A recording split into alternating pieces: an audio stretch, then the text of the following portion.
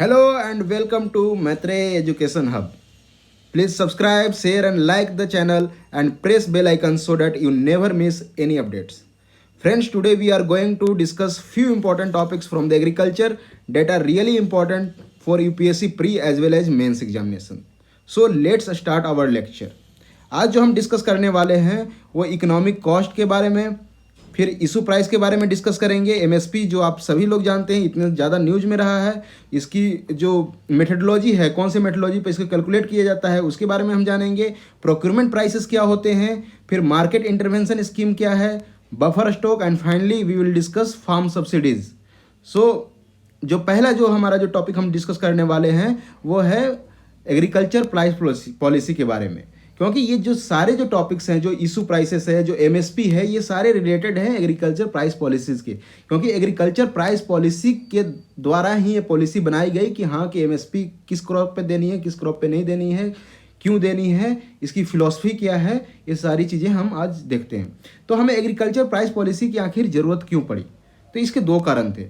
जो फर्स्ट कारण जो है कि वो प्राइस फ्लक्चुएशन का, मार्केट में आप जानते हो कि अगर ओपन मार्केट है तो उसमें प्राइसेस फ्लक्चुएट होते रहते हैं। आप सब्जी लेने के लिए जाते होगे या फिर कोई आटा लेने के लिए जाता होगा या घर का कोई भी राशन लेने के लिए आप जाते हो मार्केट में, तो आप देखते होगे कि आज कुछ प्राइसेस कुछ और हैं या फिर 2 दिन के बाद कुछ और हो जाते हैं। तो एक अनसर्टेनिटी सी रहती है मार्केट में, और यही अनसर्टेनिटी फार्मर्स को भी रहता है कि आखिर उन्होंने जो क्रॉप ग्रो किया है वो उसके प्राइसेस क्या होंगे जब वो मार्केट में ले जाएंगे। तो ये एक था कि प्राइस फ्लक्चुएशन। दूसरा था फूड स्कार्सिटी।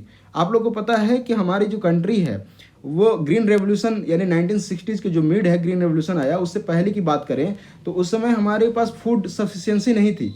हम क्या करते थे कि अमेरिका से बहुत सारे फूड ग्रेन्स हम प्रोक्योर करते थे, जैसे कि वीट, वहाँ के वीट सीड हम यूज करते थे। और दूसरी कि अगर कोई क्लाइमेटी आ जाए या फिर कोई डिजास्टर आ जाए या फिर मार्केट में प्राइसेस फ्लक्चुएशन बहुत ज़्यादा हो और जो कमोडिटी के प्राइसेस बहुत हाई हो जाए, तो उस समय पर हमारे पास वैसा कोई स्टॉक नहीं था कि जिससे हम ये प्राइसेस को रेगुलेट कर सके। तो दूसरा कारण क्या है? फूड सिक्योरिटी स्कार्सिटी का। और एक लार्जर चंक ऑफ पॉपुलेशन जो है वो बिलो द पॉवर्टी लाइन है हमारे कंट्री में, आपको पता है, और उनको एक तरह से फूड सिक्योरिटी भी देनी थी। तो कंज्यूमर लेवल पर हमें दो चीज़ हमें देखने को मिलता है, एक self sufficiency and second is the food security. और इसके लिए फिर हमने जो आगे जाकर गवर्नमेंट ने क्या किया, एक बफर स्टॉक के बारे में बात की गई कि बफर स्टॉक बनाया जाए। इसीलिए फिर हम लोग एफसीआई के बारे में बात करते हैं कि फूड कॉरपोरेशन ऑफ इंडिया, और उनके गोदाम्स के बारे में बात करते हैं। जो सेकंड है प्रोड्यूसर्स के लिए क्या है, जो फार्मर्स हैं, अब उनको क्या है कि एक अनसर्टेनिटी थी कि मार्केट में जो प्राइसेस फ्लक्चुएशन है वो बहुत ज़्यादा होते हैं। तो एक पार्टिकुलर एक प्राइस रखा गया, एमएसपी के बारे में हम बात करेंगे, कि जिसपे उनको एक इंसेंटिव मिल सके वो क्रॉप को ग्रो करने के लिए। तो हमने देख लिया कि एग्रीकल्चर प्राइस पॉलिसी आखिर कंज्यूमर लेवल पर एंड प्रोड्यूसर लेवल पर क्या है। नेक्स्ट जो हम बात करते हैं वो एमएसपी के बारे में काफ़ी चर्चा में रहा है, ये न्यूज़ में रहा है, लेकिन कुछ एलिमेंट्स ऐसे हैं कि जो काफ़ी क्रिटिकल हैं और उनको समझना, जो टेक्निकल टर्म में समझना बहुत ज़रूरी है, क्योंकि एग्जाम्स में वहीं से पूछे जाते हैं। ये आपसे मुद्दा नहीं पूछेगा कि आखिर एमएसपी के क्यों चर्चा में रहा है। ठीक है, तो देखते हैं कि न्यूनतम समर्थन मूल्य आखिर क्या है। तो सिंपल बात, एक लैंग्वेज में बात की जाए तो गवर्नमेंट जो है या गवर्नमेंट की जो एजेंसीज हैं, फार्मर से जिस प्राइस पर फूड ग्रेन्स को खरीदती हैं उसी को कहा जाता है एमएसपी, यानी कि मिनिमम सपोर्ट प्राइस। अब मिनिमम सपोर्ट प्राइस अभी 23 क्रॉप्स पे दिए जा रहे हैं, मेनली 3 क्रॉप्स पे मिल रहे हैं मिनिमम सपोर्ट प्राइस। अब ये मिनिमम सपोर्ट प्राइस को जो रिकमेंड करता है, जो फॉर्मुलेट करता है, गवर्नमेंट को जो रिकमेंड करता है, वो उस कमेटी का नाम है CACP, मतलब कि commission for agricultural cost and prices. ये रिकमेंड करती है, लेकिन जो फाइनल जो डिसीजन है वो लेता है CCEA, यानी कि cabinet committee on economic affair, और यही अनाउंस करता है कि एमएसपी इस ईयर एमएसपी कौन से क्रॉप पर कितनी रहने वाली है। तो एग्ज़ाम में कंफ्यूज ना करें, रिकमेंड करने के लिए अगर कोई ऑप्शन आया है तो वो CACP है, एंड जो सेकंड जो अनाउंस कौन करता है या फाइनल जो डिसीजन कौन लेता है वो CCEA है, वो बॉडी। दोनों डिफरेंट बॉडीज़ हैं। ठीक है, अब मैंने जैसे बताया कि ये 23 क्रॉप्स पर एमएसपी दी जाती है, जिसमें 7 सीरियल्स हैं, 5 पल्सेस है, 7 ऑयल सीड्स है एंड 4 कमर्शियल क्रॉप्स भी हैं।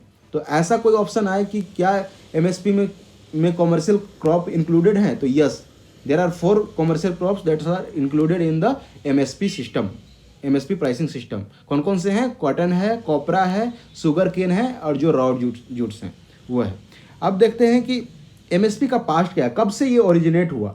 तो मिड 1960s, आपको पता है ग्रीन रेवोल्यूशन वाला टाइम। अब ग्रीन रेवोल्यूशन में क्या है सर, जो गवर्नमेंट है वो हाई एल्डिंग वैरायटी इसकी सीड्स लेकर आती है, यानी कि वीट और राइसेस, जो पैडी की जो सीड्स है वो लेकर आते हैं। लेकिन जो फार्मर्स हैं वो कब इंसेंटिवाइज होंगे उस क्रॉप को ग्रो करने के लिए, जब उनको एक मतलब कि सपोर्ट मिलेगा गवर्नमेंट से और जो एक दिलासा मिलेगा गवर्नमेंट से कि आप ग्रो करो। अगर ये जो क्वांटिटी है कमोडिटी की वो एक लेवल से हाई जाती है तो हम उसे खरीदेंगे ज़रूर, और एक आपको मिनिमम प्राइसेस ज़रूर मिलेगा। ये नहीं कि अगर आपने ज़्यादा आपने प्रोड्यूस कर दिया, क्योंकि एमएसपी का क्या फंडा है, एमएसपी एक आपको मिनिमम सपोर्ट प्राइस के रूप में गवर्नमेंट देती है। अगर आप मार्केट में ले जाते हो तो मार्केट में क्या है कि market is driven by the demand and supply. अगर डिमांड ज़्यादा है सप्लाई से तो ऑब्वियसली प्राइसेस हाई मिलेंगे फार्मर्स को, प्राइसेस इंक्रीज होगा। लेकिन अगर सप्लाई ज़्यादा है और डिमांड कम है तो प्राइसेस लेवल डिक्रीज कर जाते हैं। तो ये फ्लक्चुएशन होता है मार्केट में। तो इसी को सिचुएशन से निपटने के लिए एमएसपी लेकर आया गया था कि आपको कम से कम इतना तो मिलेगा ही। और जो पहली जो एमएसपी जो तय की गई थी वो 54 रुपीज़ पर क्विंटल, ये वीट के लिए, ये मतलब कि वीट के लिए ये लागू किया गया था। 54 अनाउंस किया गया था, 54 रुपीज़ पर क्विंटल। ठीक है, ये हम लोगों ने पास्ट देखा। अब देखते हैं कि ये कौन कौन से मेथडोलॉजी से हम लोग एमएसपी को कैलकुलेट करते हैं। तो पहली जो मेथडोलॉजी है वो A2 मेथड है, देन A2FL मेथड है और C2 मेथड है। 3 मेथड हमारे यहाँ अवेलेबल है एमएसपी को कैलकुलेट करने के लिए। A2 मेथड में क्या है कि आप किस किस को कंसिडर करते हो, तो जो फार्मर्स को जो सीड्स पे कॉस्टिंग आती है, फर्टिलाइजर्स पे जो कॉस्टिंग आती है, जो केमिकल्स पे जो ये कॉस्टिंग आता है, या फिर उन्होंने कोई लेबर को हायर कर रखा है, ये सब को कैलकुलेट करके A2 फार्मूला जो बोलता है वो एमएसपी A2 फार्मूला से इस तरह से कैलकुलेट किया जाता है। सेकंड है A2+FL मेथड। A2+FL मेथड में क्या है कि A2 वाला जो कॉस्ट है उसको तो आप रखोगे ही, लेकिन इसमें FL एक ऐड हो जाता है, यानी कि अनपेड फैमिली लेबर, उसे भी हम कंसिडर करते हैं। और एट द प्रेजेंट गवर्नमेंट जो एमएसपी दे रही है वो A2+FL मेथड से ही दे रही है। जो थर्ड मेथड है जो कि काफ़ी रेलेवेंट है और एक स्वामीनाथन कमेटी की जो रिकमेंडेशन है उसमें C2 मेथड के बारे में बात की गई और बोला गया कि आप A2+FL और प्लस आप जो रेंट है, रेंट एंड इंटरेस्ट भी आप इसमें इंक्लूड करो एमएसपी को देने में। ये है C2 मेथड, और फार्मर्स इसी की डिमांड करते हैं ज़्यादातर कि हमें C2 मेथड पर एमएसपी दिया जाए। ठीक है, अब नेक्स्ट देखते हैं हम लोग कि मार्केट इंटरवेंशन स्कीम क्या है। ये सिमिलर है, एमएसपी के सिमिलर ही है। ठीक है, लेकिन एमएसपी क्या है, वो 23 क्रॉप्स हमने देखा, उस पर हमें एमएसपी दी जाती है, सरकार उस पर एमएसपी अनाउंस करती है।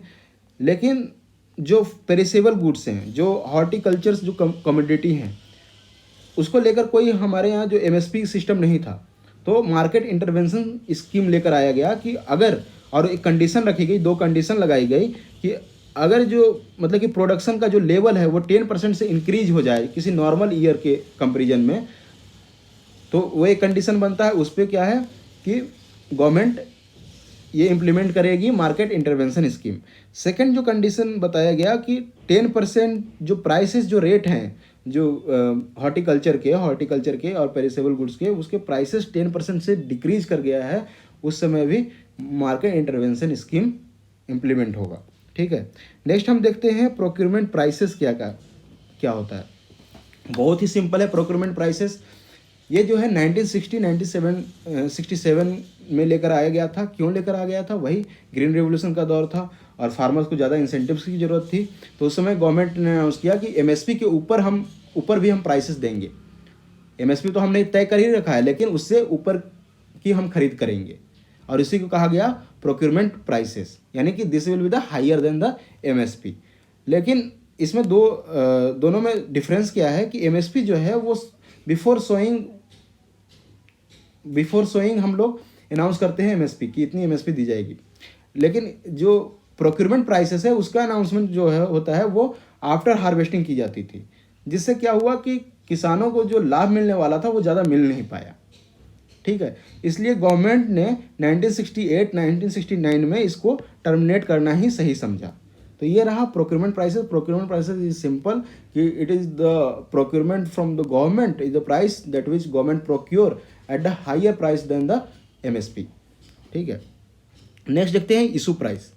इशू प्राइस आपको मैं सिंपल बता दूं, काफ़ी लोग कंफ्यूज होते हैं इशू प्राइस में। ये बिल्कुल ही सिंपल है कि जो एफसीआई है, जो फूड कॉरपोरेशन ऑफ इंडिया है, जिस प्राइस पर सेल करती है फूड ग्रेन्स को, उसको कहते हैं इशू प्राइस। जिस प्राइस पर खरीद रही है उसको क्या कह रहे हैं, एमएसपी कह रहे हैं, और जिस प्राइस पर वो सेल कर रही है उसे क्या कहेंगे, इशू प्राइस कहेंगे। ठीक है, अब ये जो दोनों का डिफरेंस जो आप देख रहे हो, एमएसपी जो फार्मर से वो खरीद रही है और जो इशू प्राइस जो कि वो मार्केट में, ओपन मार्केट सिस्टम में या फिर फेयर प्राइसेस जो शॉप्स हैं, यानी राशन जो शॉप्स हैं उस पर जो वो बेच रही है जिस प्राइस पर, ये दोनों की जो हम डिफरेंस निकालें तो एक सब्सिडी के रूप में वो निकल के रह जाएगा। लेकिन आपको मैं बता दूं कि सिर्फ एमएसपी ही कॉस्ट नहीं बैठता है एफसीआई को, क्योंकि एमएसपी के अलावा भी बहुत सारे प्राइसेस ऐसे होते हैं, बहुत सारी जो कॉस्टिंग है वो एफसीआई बर्डन करती है, बियर करती है।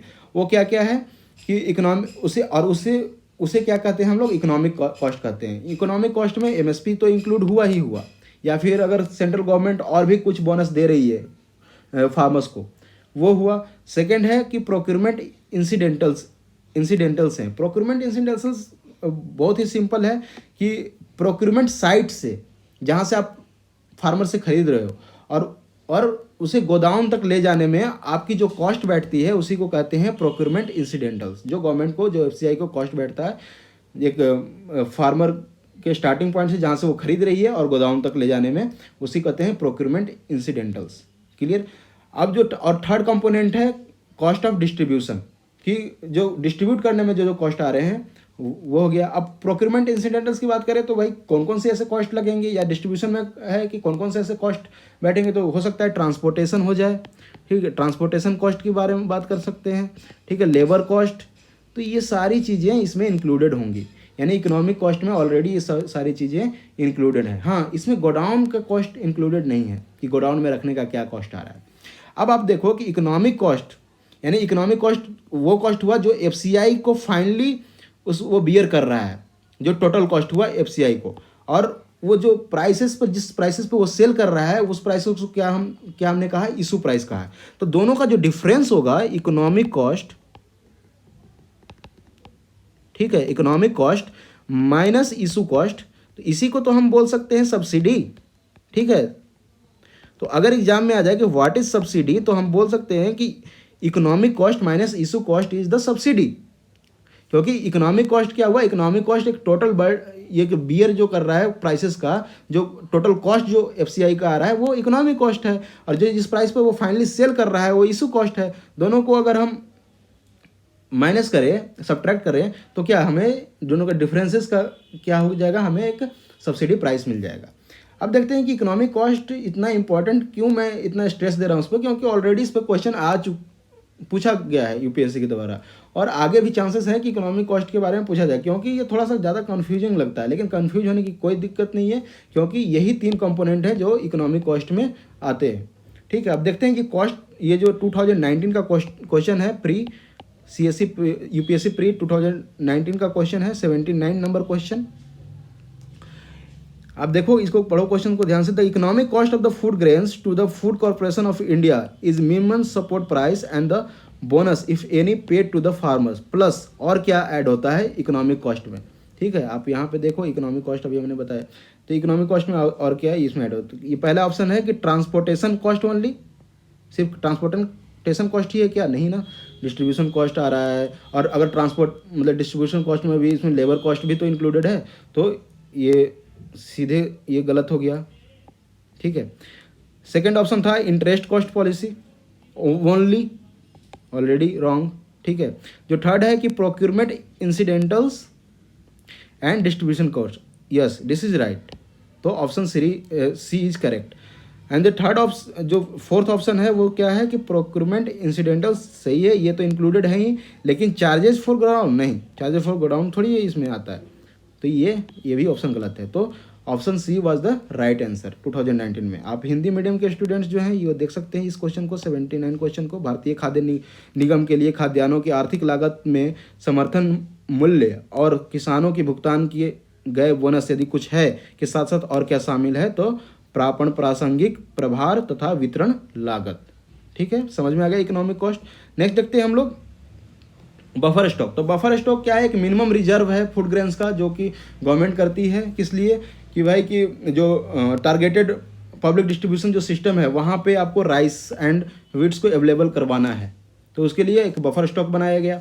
और NFSA 2013 के बाद ये थोड़ा सा और भी ज़्यादा बढ़ चुका है बफर स्टॉक, क्योंकि एक लीगली बाउंड हो चुकी है गवर्नमेंट एक एक्ट के द्वारा कि आपको व्हीट एंड राइस की जो प्राइसेस है 3 रुपीज़ पर केजी एंड 2 रुपीज़ पर केजी आपको वो देने ही हैं।